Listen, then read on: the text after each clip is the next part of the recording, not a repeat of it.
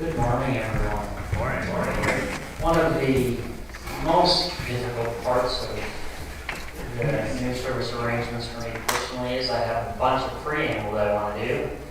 I got about 15 minutes to do everything I'm supposed to do. So I do want to mention a few things. First of all, just welcome to everyone, especially I want to wish Happy Mother's Day to all the mothers out there. I'm guessing this is probably a unique, abnormal Mother's Day for many of you. But we do want to wish you a Happy Mother's Day. We're thankful to have those of you here who are here in person, also those of you who are here online. Thankful to have you part of joining us as we get back into this. And I'm just thankful to have the opportunity to share some good news. That's what we do when we come together as a church family, is we share the good news that's been revealed to us. And so we're going to be spending some time doing that this morning. But I want to start with a story about a doctor who was being honored at her retirement. And as a part of that retirement dinner that they were doing, they had two former patients who were speaking. And so the first former patient got up, and she had a tonsillectomy, a very common, everyday procedure that was done. And she was one of the very first people that this surgeon had performed her surgery on. And so she was remembering many years ago. And in her speech, she used all sorts of adjectives about being grateful and thankful and appreciative. And even those who were sitting there watching this speech were getting a little bit emotional as she talked about how much this doctor meant. But after that lady shared about her tonsillectomy, there was somebody who was scheduled to speak about a craniectomy, which, if you're not familiar, what that is they cut a piece of your skull out, and they get in and they work around the really sensitive parts of your brain, and then they put Humpty Dumpty back together again. It's a very high-risk surgery. And so there was a gentleman who had had this surgery, saved him from a life-threatening disease, and he got up to the podium to say his thank you speech. And after the first lady's speech, people were already reaching for their Kleenexes, expecting it to be a really emotional thing, and he got up to the podium and he leaned in towards the microphone and he said, "Well, they told me they would give me $100 if I came and said thank you to the doctor who did the surgery, so thanks, Doc. Now where's my $100? And he got down. Which of these two people do you think reflects the kind of kingdom living that God is looking for? Now, if you're paying attention, you might realize what I just told you is a parable. The reason I told you parable is twofold. First of all, because we're getting ready to study parables.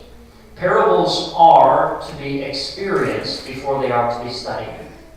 They are worlds that Jesus invites us into to understand and to live in new truths, not just simply things that he gives us to dissect.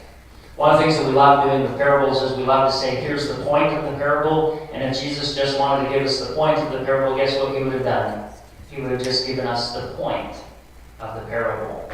E.B. White once said in regards to jokes, he said, jokes are the kind of thing that if you have to explain them, it's much like dissecting a frog. At the end of it, you'll know more, but the frog's dead. The same thing is true of a joke, and I think the same thing is true of a parable. If all you do is dissect a parable and get its core message, we treat parables sometimes like oysters. You just get past the shell, you can get to the meat.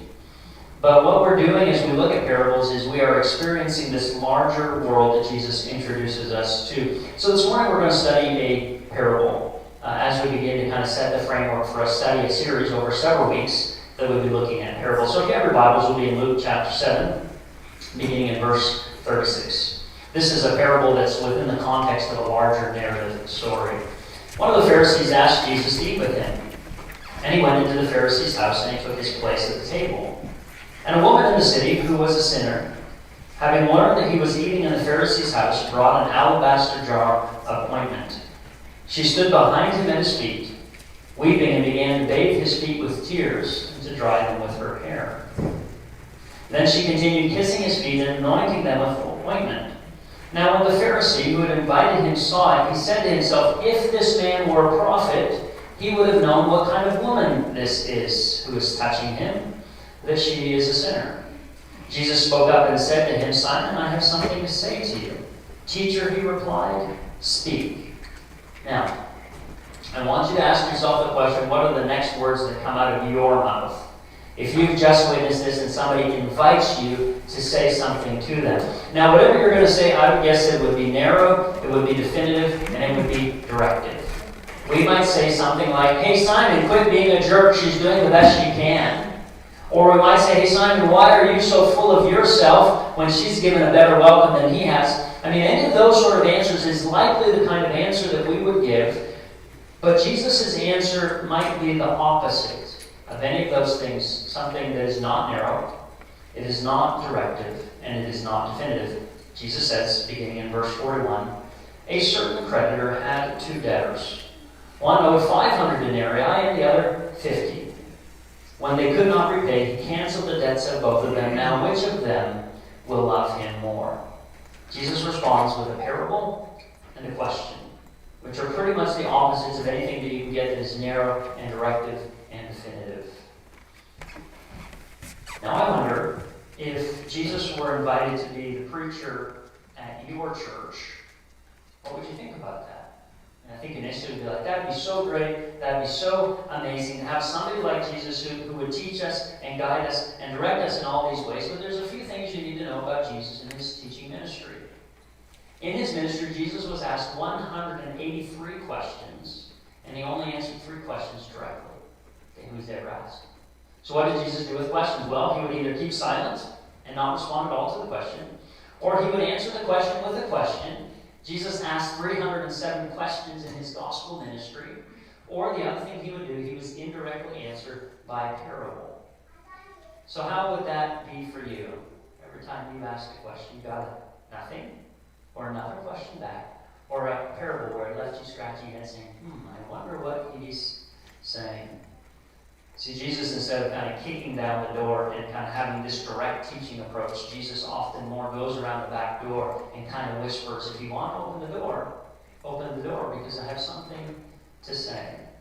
So I want to look closely at this parable. It's actually not a great example of parables, but for our purposes this morning, it'll serve us well. Where he begins, a certain creditor had 2 debtors. Parables are, in the language of Eugene Peterson, subversive. What they do is they relax our defenses. So parables are going to take place in very common areas, like the marketplace, or the workplace, or the home. I mean, these are not parables where we're even expecting this to have anything to do with God. The parables don't start with, let me tell you about this great and amazing God, or let me take you to this wonderful and fascinating church. They begin in ways almost that make you want to yawn because this is so ordinary and so commonplace. It's a story about 2 debtors. That's like telling you a story saying a bank had some people who owed them money for car loans. Or like saying a credit card company had people who owed debts to them. Doesn't sound very compelling, does it? And Jesus says one owed 500 denarii and the other 50. One guy owed $35,000 on his car and the other guy owed $10,000 on his car. One guy had a $70,000 credit card debt, another guy had a $20,000 credit card debt. Again, very ordinary, nothing compelling at all about this story. And then Jesus says, when they could not pay. Part of the power of the parables come when there are the expectations that we have of every parable. When we get to this place when they could not pay, when we think about banks and we think about credit card companies, we have expectations, don't we? What are some of the things that the bank or the credit card company would do when you cannot pay your debt? And yes, you can answer this out loud. I don't know. We pay all our debts. We don't know, Greg. What's that? Foreclose. Collections. What was that, Sheila?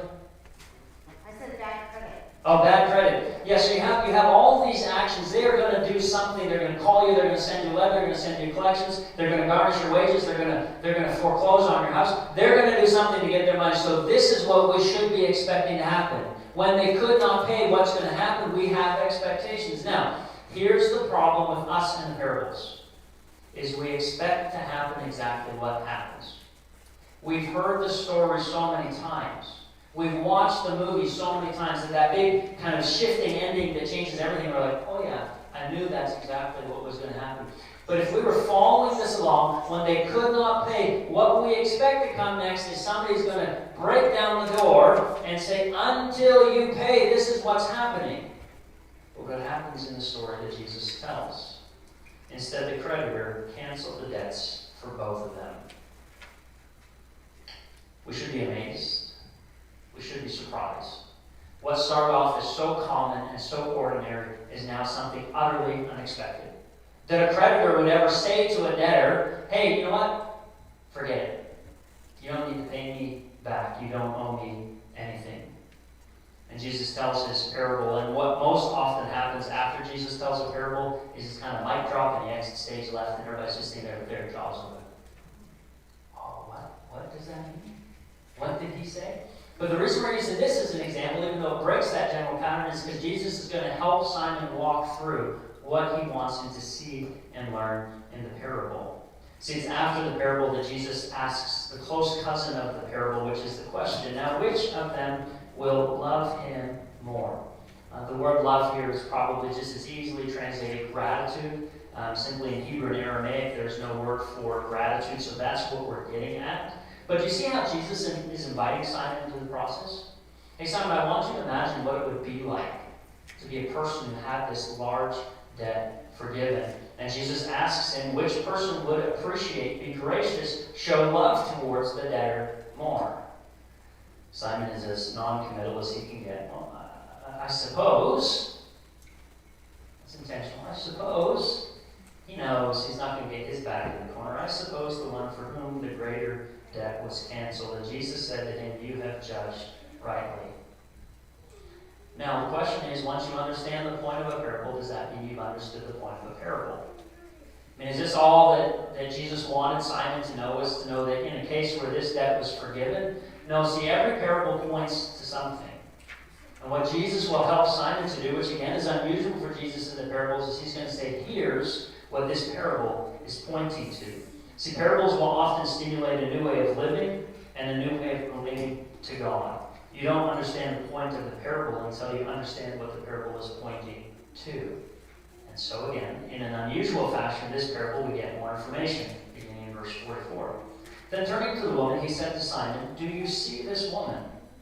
I entered your house and you gave me no water for my feet, but she has bathed my feet with her tears and dried them with her hair. You gave me no kiss, but from the time I came in, she has not stopped kissing my feet. You did not anoint my head with oil, but she has anointed my feet with ointment. Therefore I tell you, her sins, which were many, have been forgiven. Hence she has shown great love. But the one of whom little is forgiven loves little.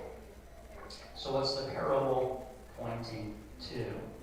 The parable is pointing to the ideal way of living in light of the coming kingdom and ministry of King Jesus. This woman is held up as an example of the right kind of behavior in one's treatment of Jesus. Now I want you to think about this. How often do you think that woman was ever pointed to as the right kind of example for any kind of behavior in her life? She was well known. Likely she is a prostitute. That's how everybody knows she is one of the sinners of this society. It's a very public sin that people are aware of what she's up to, and they're aware of what they're doing. And Simon knows how great her sins are. And according to Simon, there is no hope for a person or a woman like this. But see, Jesus has been ushering in this kingdom. He's been speaking of forgiveness of sins. And the question is, how will people respond to that? In fact, as you've seen people in the Gospel of Luke, as they have seen Jesus, they have realized, like Simeon did at the temple, that in his hands he was seeing the one of whom the prophets of old have spoken about. He is the one that John the Baptist said that salvation comes through him alone. People's lives have been dramatically adjusted and altered because of Jesus' very coming and presence. And the woman is an example of the kind of a life that happens when Jesus enters into one's life. But contrast that to Simon. For Simon, this is business as usual. It's just another day in the office. Jesus is an ordinary person, and so Jesus gets an ordinary welcome. The thing we need to know about this parable is Jesus' welcome of the person was not rude. Jesus is not saying, I came in the door and you spit in my face, we would consider that rude. What Jesus is saying is you didn't do anything extra or above the very minimum hospitality standard. But he compares it to the woman. Not only did she meet the kind of the cultural standards, she went far above and beyond in every sense and in every aspect.